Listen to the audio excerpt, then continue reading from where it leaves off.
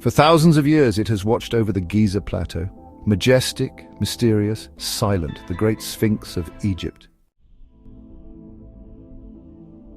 Who built it? When was it carved?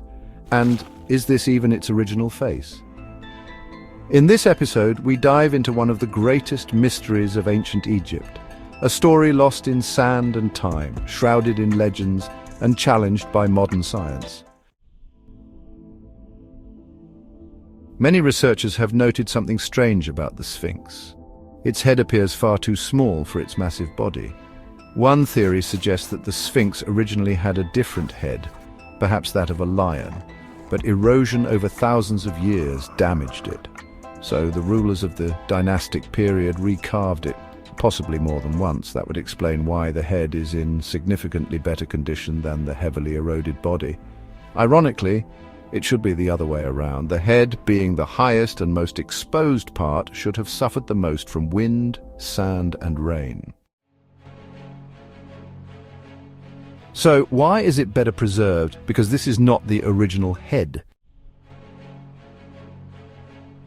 Just like, many ancient Egyptian monuments, the Sphinx has undergone several restorations, from the New Kingdom to the Ptolemaic and Roman eras, and even into modern times, repairs have continued.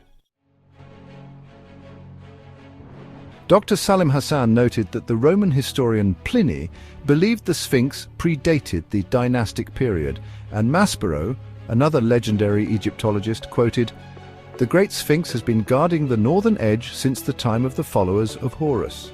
Who were the Followers of Horus? A myth, a metaphor, or a forgotten chapter of human history? One of the most intriguing clues comes from the dream stela. The story goes, a young prince, Thutmose IV, was hunting near the Sphinx.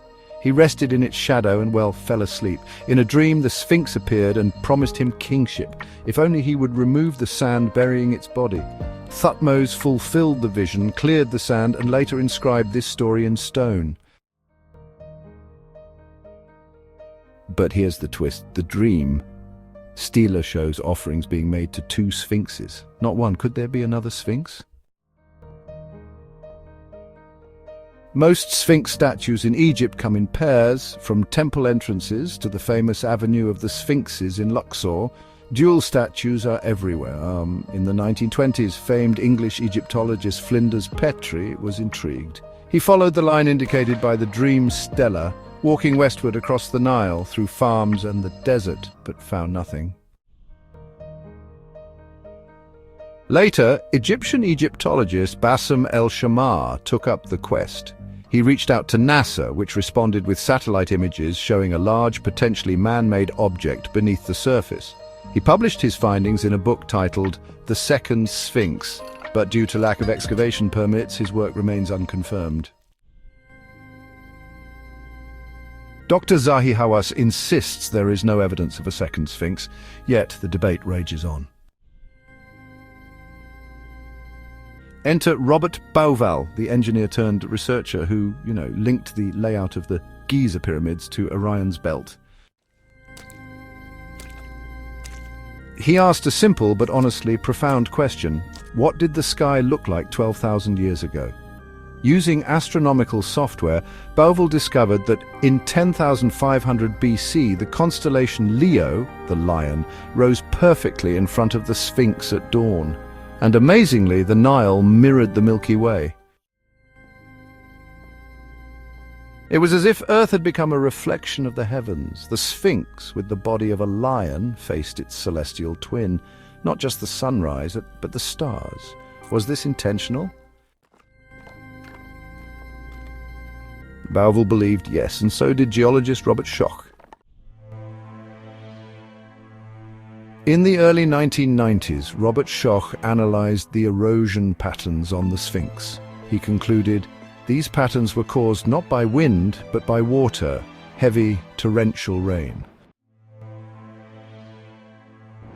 Egypt hasn't seen rainfall like that since at least 7000 BC, possibly even earlier. So if the Sphinx shows water erosion, then it must predate the Sahara's desertification.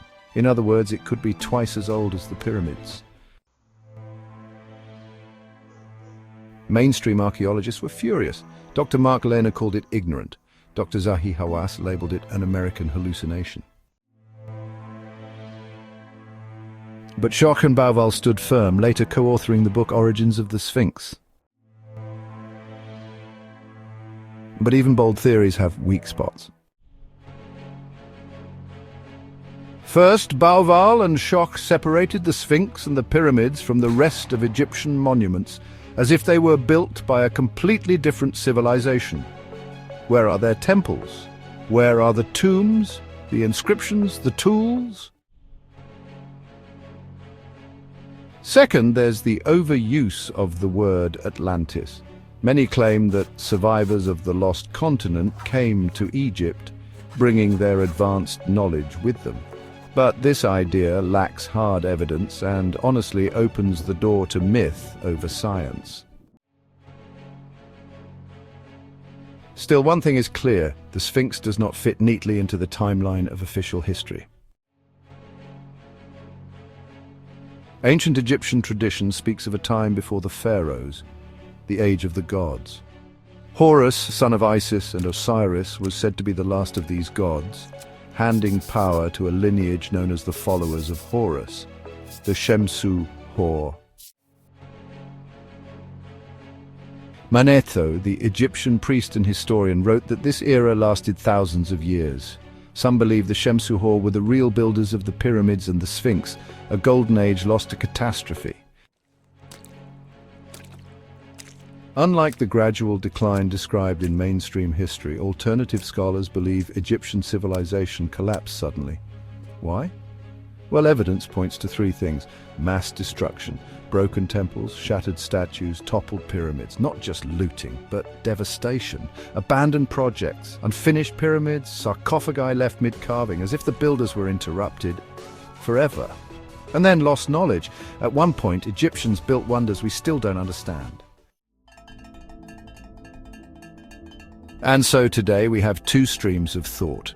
The official stream, led by respected academics like Hawass, Lerner, and Ikram. They teach that Egyptian civilization began around 3500 BC and that all temples, pyramids, and obelisks were built by dynastic kings using primitive tools. The modern stream, featuring thinkers like Graham Hancock, Robert Bauval, and Robert Schoch. They argue that an advanced civilization existed long before the pharaohs and was lost to time, flood, or fire. A forgotten chapter of humanity, still buried beneath our feet. We've all grown up hearing the official story, but maybe it's time to listen to the other side. To rethink history, to rediscover our origins, and to ask the questions mainstream history won't. Was the Sphinx truly built by Khafre, or is it a relic of a civilization lost to time? This is just the beginning. See you next time, as we continue our journey into the obelisks, the gods, and the forgotten builders of the ancient world. If you enjoyed this deep dive into the mysteries of ancient Egypt and the secrets of the Giza pyramids, plateau, and Sphinx, please don't forget to like this video, share it with your friends, and leave a comment with your thoughts or theories. We love hearing from curious minds like you. And for more fascinating explorations into lost civilizations, ancient mysteries, and historical wonders, make sure to subscribe to our channel and hit that notification bell so you never miss an adventure into the unknown. Stay curious and stay legendary.